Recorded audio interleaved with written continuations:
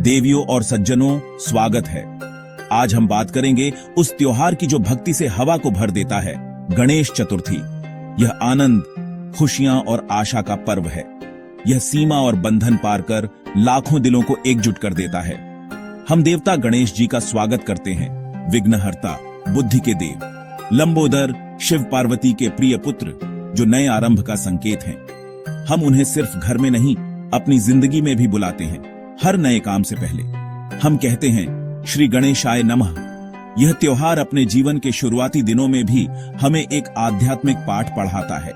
घंटियां, धूप, मंत्र, यह सब आत्मा को ऊपर उठाते हैं। आइए इस यात्रा की शुरुआत करें गणेश चतुर्थी के सफर पर।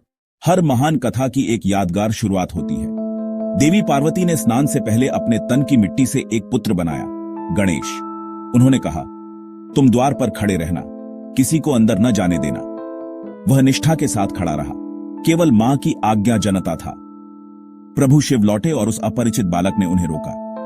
गणेश ने अपने पराक्रम से सभी गणों को हराया, परंतु संतप्त शिव ने क्रोध में एक भयंकर कदम उठा लिया। पार्वती के विलाप से विश्व थर्राया। शिव ने उसे शांत करने और सुधारने का संकल्प लिया। गणों ने उत्तर दिशा में पाए गए पहले जीव, एक हाथी का मस्तक लाया। शिव ने उस सिर को बालक के धड़ पर लगाया और उसे प्राणदान कर दिया। गणेश का जन्म हुआ। उन्हें गणपति कहा गया, गणों का स्वामी।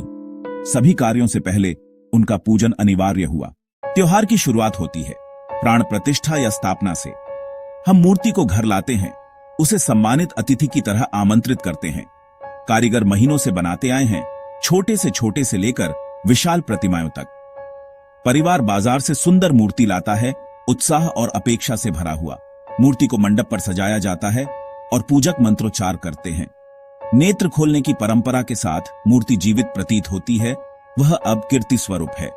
दोपहर संध्या, रोज सुबह और शाम आरती होती है। आरती, भजन, घंटियां, ये रोज का आत्मिक भोजन है। भोजन पहले भगवान को अर्पित होता है, फिर प्रसाद के रूप में वितरित। यह समय अनुशासन, भक्ति और मिलन का है। पीढ़ियां परंपरा सीखती हैं। त्योहार बिना स्वाद के अधूरा है और इसका आदर्श व्यंजन है मोदक। नारियल गुड़ की मिठास, शुद्ध प्रेम से बने हुए। रसोई में मिलजुल कर बनते हैं। कहानी, हंसी और हाथों की मेहनत साथ रहती है। यह श्रम भरा परंतु बड़ा मूल्य परंपरागत कार्य है।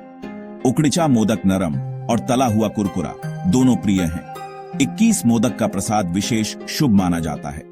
प्रसाद बांटना आशीर्वाद बांटना है। यह भेदभाव तोड़ता है। सब एक साथ बैठकर खाते हैं। त्योहार एक साझा उत्सव बन जाता है। मोतीचूर, लड्डू, पुरणपोली और करंजी, हर क्षेत्र की अपनी मिठास। प्रसाद का स्वाद सिर्फ खाना नहीं, यह विश्वास का स्वाद है। हर आरंभ का एक समापन होता है। विसर्जन, एक विदाई जो उतनी ही भव्य है जितनी आरंभ थी। मूर्ति को उठाकर समुदाय एक साथ जलाशय की ओर चलता है। ढोल की थाप, ताशाचा शोर, ये विदा खुशी और भावनाओं का संगम है। हजारों लोग मिलकर एक लहर बनते हैं, नदी या सागर की ओर। हम फूल और प्रण लेकर कहते हैं, गणपति बाप्पा मोरया, पुढच्या वर्षी लवकरिया। जब मिट्टी पानी में घुलती है, यह प्रकृति के साथ पुनर्जागरण का प्रतीक है। यह दर्शाता है रूप की नश्वरता और आत्मा की अनंतता। हम घर लौटते हैं, पर दिल में उसका आशीर्वाद रह जाता है और हम अगले साल उसकी वापसी का इंतजार आरंभ कर देते हैं। भारत विविधताओं का देश है और त्योहार उस विविधता को चमकाता है। हर क्षेत्र अपनी विधि, स्वाद और परंपरा जोड़ता है। महाराष्ट्र में सार्वजनिक उत्सव का एक विशेष रूप है, विशाल पंडाल और लक्षणीय भजन। दक्षिण में गोवा, कर्नाटक, तमिल में अलग स्वाद और रीति रिवाज दिखाई देते हैं। पंडाल केवल पूजा के स्थान नहीं, वे संस्कृति के केंद्र बन जाते हैं। कारीगरों की मेहनत से हर मूर्ति में एक लोक कथा जुड़ जाती है। भिन्नता के बावजूद यहाँ एकता की आवाज बुलंद होती है। बूढ़े बच्चों को सिखाते हैं, यह ज्ञान अगली पीढ़ी तक चलता है। गणेश चतुर्थी असल में यूनिटी इन डाइवर्सिटी का लगभग सबसे सुंदर उत्सव है। गणेश चतुर्थी समुद्र पार कर दुनिया भर में मनाया जाता है। प्रवासी अपने साथ परंपरा और स्वाद लेकर चलते हैं, घर को मंदिर बना देते हैं। थाईलैंड में उन्हें फ्राफिकनेट के नाम से जाना जाता है, कला और सफलता के लिए पूज्य। मॉरिशस में यह सार्वजनिक अवकाश की तरह मनाया जाता है। देवता की ये सार्वभौमिक बातें हमें स्मरण कराती हैं कि मानव आकांक्षाएं एक सी हैं। जब परंपरा परदेशी गलियों में गूंजती है, यह सांस्कृतिक समझ बढ़ाती है। यह विरासत युवाओं को जोड़ती है, एक सेतु जो पीढ़ियों को बांधता है।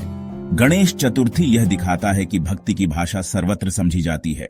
पर्यावरण ने हमें चेताया, बड़े सार्वजनिक विसर्जनों से नदियां प्रदूषित हुईं। रासायनिक रंग और प्लास्टर ऑफ पेरिस पानी को क्षति पहुंचाते हैं। लेकिन हर समस्या का समाधान भी है। ग्रीन गणेश आंदोलन उभरा। लोग अब प्राकृतिक बायोडिग्रेडेबल मूर्तियां चुन रहे हैं। कलाकार प्राकृतिक रंगों का उपयोग कर रहे हैं, हल्दी, चुकंदर और अन्य। कई मूर्तियों के अंदर बीज रखे जाते हैं। त्योहार के बाद गमले में रखकर पौधा उगाया जा सकता है। सामुदायिक पहलें, सफाई अभियानों और पर्यावरण शिक्षा से परिवर्तन आता है। एक हरित गणेश त्योहार अगली पीढ़ी के लिए धरती बचाने का वचन है।